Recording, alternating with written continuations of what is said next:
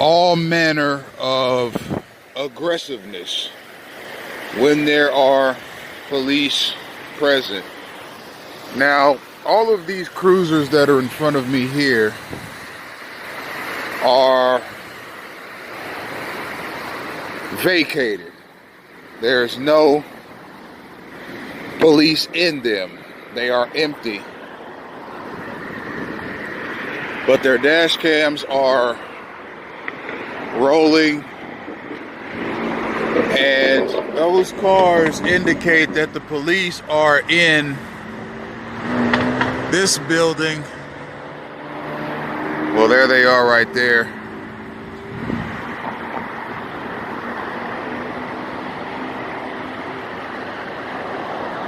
Which is a high-rise tower. Those are the officers getting into their cruisers. This high-rise tower here is where they were.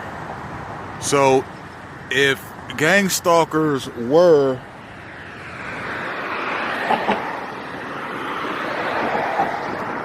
being instructed to stage my immediate vicinity with aggressiveness while there were police present, they were told to do it in the vicinity of that high rise there. You see, when there are police present, you see an influx of gang stalking activity. They are very bold in their gang stalking when there are police present. I've offered explanations in the past as to why that might be. And I've offered explanations in the past as to what a gang stalker has to gain from stalking a targeted individual with aggressiveness, with aggression, when there are police present. It's because gang stalking is more than just doing what this guy's doing and riding his bike all funky around me, and what this young lady's doing and circling me and all this stuff. All that synchronized obstruction of movement and synchronized harassment. Gang stalking is more than just that. It's more than just trying to annoy a targeted individual to no end. It's a slander, libel, character defamation, and character assassination program. It's not just about annoying a person. It's about annoying a person and getting him into negative situations that may or may not lead to police encounters, that may or may not lead to the targeted individual's arrest, incarceration, and conviction of a crime. Another thing that must be said about gang stalking is the kinds of harassment that a targeted individual finds himself dealing with can oftentimes lead to scuffles. And if the harassment leads to a scuffle, the way that the targeted individual is staged, the kind of people that are around a targeted individual at all times are the kinds of people that will go to the police and say defamatory things about that person so as to try and hurt their reputation. Another thing you'll notice about gang stalking is that anything bad, and we got some synchronized space crowding about to happen here again, it can only happen so many times, where when you get to an intersection and there just happens to be a car making a right to cut you off or to obstruct your space, you can no longer call it a coincidence when it happens every day, multiple times a day. At that point, it's a derivation. And another thing you'll notice about the slander and defamation aspect of gang stalking is that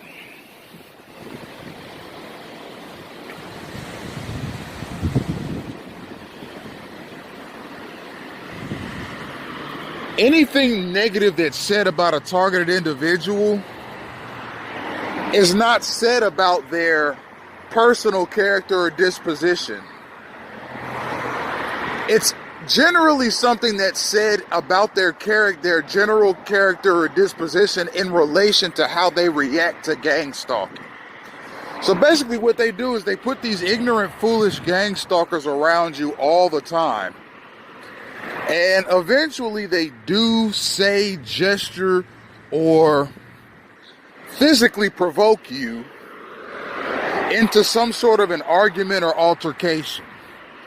When the TI reacts to that argument or altercation in a manner that is defensive or forceful or retaliatory, at that point the gang stalkers, the ones that stage you, are now spreading a bad name for you, talking about how ill-tempered you are and how dangerous you are and how violent you are. A lot of them go even further than that and talk about your mental health. Some of them call you nuts or crazy or bonkers or dingy, and again, more synchronized space crowding. Those are not coincidences, ladies and gentlemen. It just happens to happen to me every single place I go, no matter what city, state, or zip code I'm in. Every time I get to an intersection where there's a sidewalk, there just happens to be a car coming to obstruct my movement. I don't believe it. It's not a coincidence. Coincidences don't happen like that. These are derivations. Now let me get back to the point I was making previously.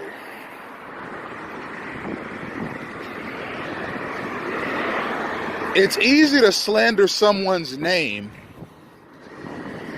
when they start reacting in a defensive, retaliatory manner against constant stalking. And when we get to the root of it, that's what gang stalking is. If you remember, in previous videos, I refer to it as a gang stalking campaign. Now, what is a campaign? A campaign is a continuous series of movements and enterprises that a group or individual takes in order to secure an outcome over a period of time.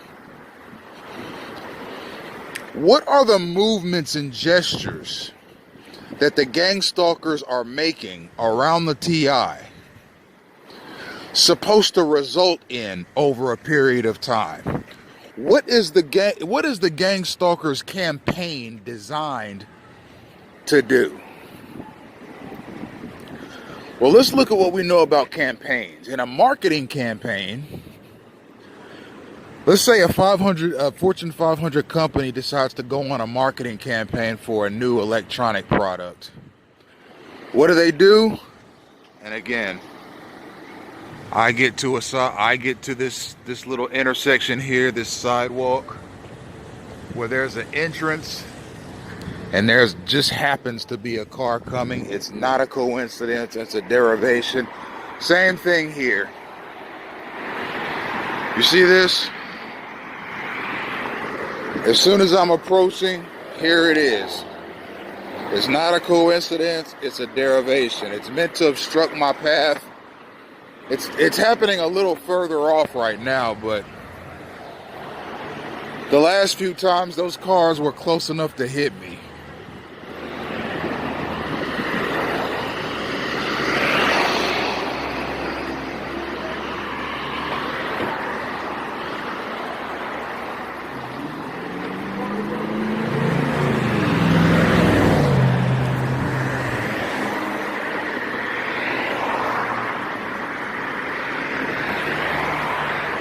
So,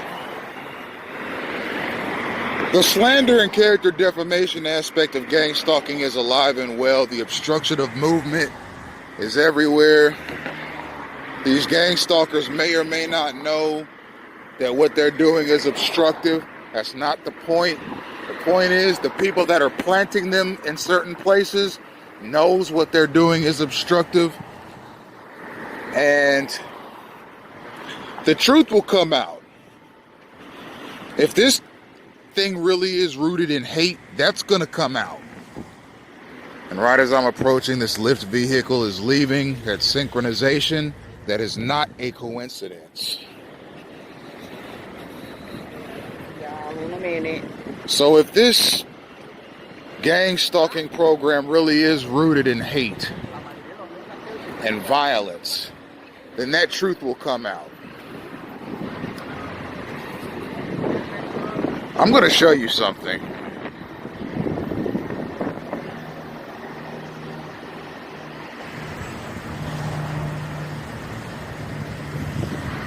You see how they had that sidewalk staged? That's part of how you stage a targeted individual. You block off all sides. If I had gone around, I would have been obstructed by somebody. If I had gone to that woman's left, around that woman's left, I would have been obstructed by somebody. If I had gone around her right side, I would have been obstructed by somebody.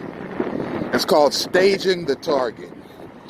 Whether they go left or whether they go right, there's somebody there to obstruct them. It's synchronized and it is manipulated.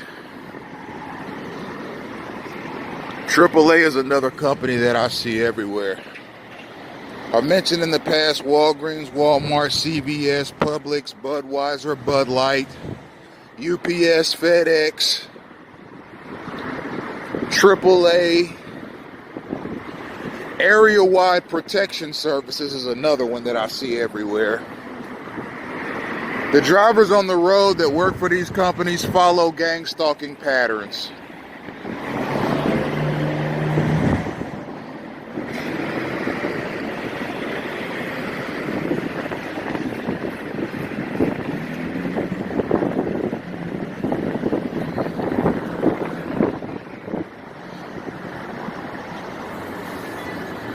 I see that a lot too, where I'll come to an intersection and somebody will wave me over like, go.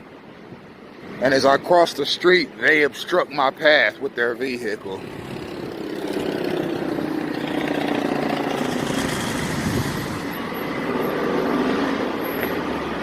More public transportation. One coming and one going. One's going towards South Ocean Drive. The other one, see that one up there, is leaving South Ocean Drive. It's on the other side of that bridge there. I only got a piece of the action. That's called synchronization. See, gang stalking has to remain in sync. The gang stalkers in Hallandale have to be in sync with the gang stalkers in Hollywood. Because Hallandale Beach and Hollywood Beach are right next to one another.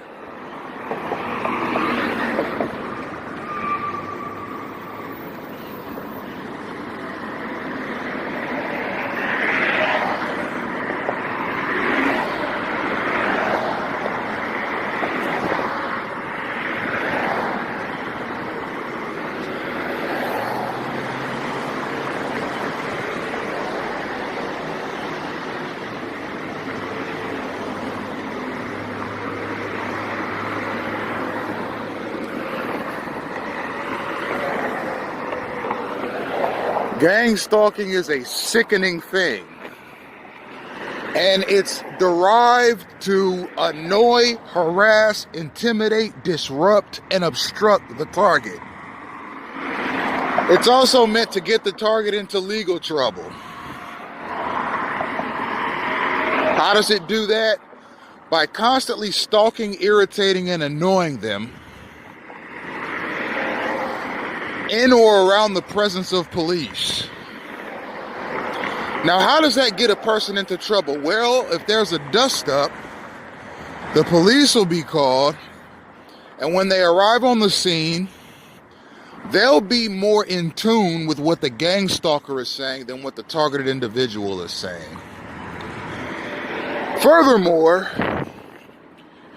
if a person is harassed enough throughout their day, or annoyed enough, or irritated enough, which is exactly what gang stalking is, it's derived irritation, they will get in their car and they might drive irresponsibly. Now, how does that get somebody into trouble? Because when a targeted individual gets in their car, all they see is police. All they encounter are speed traps. All they come in contact with are sheriff's deputies. Okay, and as I said previously, when a person is placed in a gang stalking campaign, they are constantly being told on by law enforcement and semi-law enforcement elements.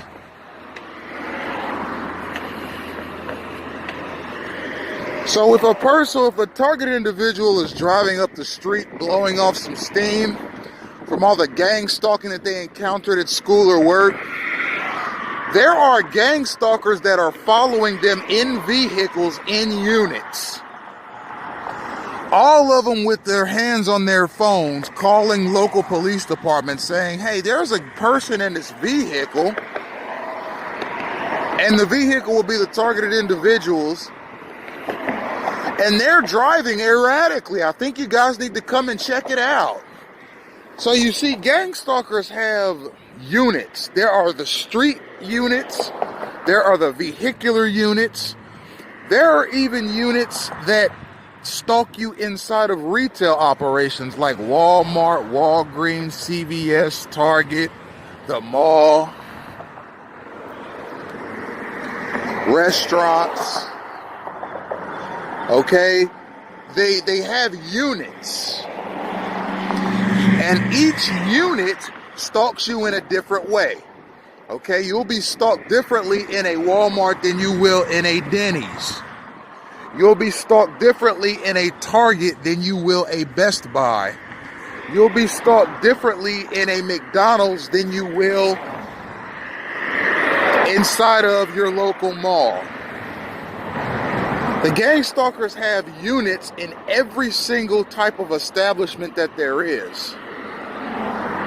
And their goal is to annoy, harass you, provoke you, irritate you, get you into scuffles, arguments, and dust-ups, obstruct you, damage your family, destroy your career, hinder your education, make you irritable, and don't get a pet if you're a targeted individual, because that pet will not live very long. Whether you have a fish tank full of guppies or whether you have a $12,000 rare Sorvel cat. Again, I want to get this real close. You see that? As soon as I get to an open space where there is any kind of a sidewalk or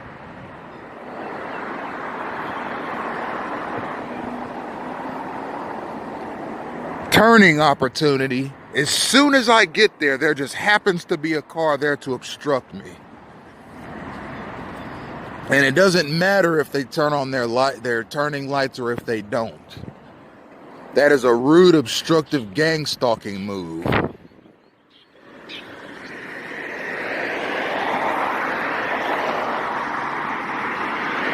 And again, it happens as soon as I get to an intersection.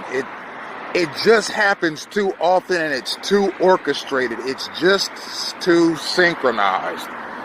As soon as I get there, there just happens to be a car. Gang stalking has operations in just about every establishment you can think of. Now, whether they go to the local police and say, hey, listen, we're about to set up a gang stalking operation here. The goal is to harass a person or just stage the area and make sure it's safe. Or whether they say we are a security firm commissioned by the U.S. government to carry out certain operations in the interest of national security. It doesn't matter what their rationale is or how they present themselves to anybody, be it local, state, or federal law enforcement or military agencies. The fact of the matter is that this program is rooted in the Jim Crow South and the neo-Nazis in the Reconstruction period. It's rooted in Nazi Germany and the kinds of practices that Adolf Hitler carried out, him and his military and the secret police against the Jews. It's rooted in communist Russia, namely the 1917 Bolshevik Revolution. And it's rooted in all manner of debauchery and murder. And the fact that they get the police involved really just is the icing on the cake. Because it's like they're saying,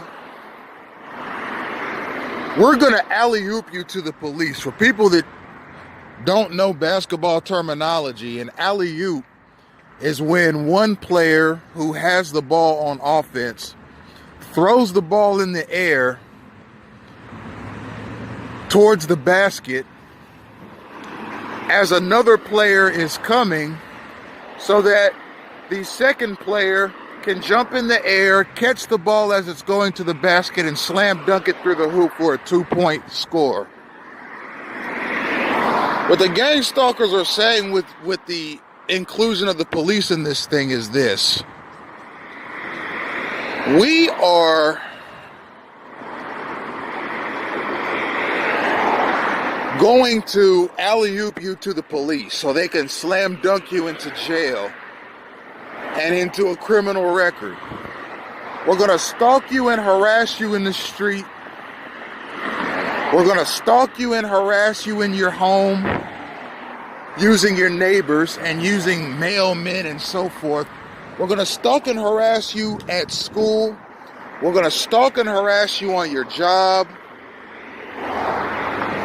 And we're going to make sure that there's plenty of police around you at all times. So if you do anything that resembles lashing out, the police will be there. And here's a USPS truck. I've described at length the vehicles that a targeted individual comes in contact with. Now, mind you, anybody that walks down this street, and there's nobody behind me, but anybody that walks down this street right now or drives down the street sees that USPS truck too. It isn't just me that sees it. But here's where it becomes gang stalking. I'm in Hallandale Beach, Florida right now. If I were to hop in a bus and go as far north as Jupiter, Florida, which in a bus is about a 3-hour trip, a metro bus. Well, you'd actually have to take about 3 metro buses, but it's a 3.5-hour trip nonetheless. I would still encounter the same kinds of things there that I encounter here. So it's not just if, it's not as if, oh, it's just a busy mail day, or, oh, the USPS people just happen to be on the road at that time, or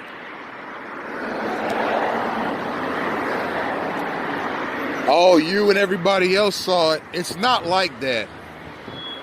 I see the same types of activity in gang stalking no matter where I go.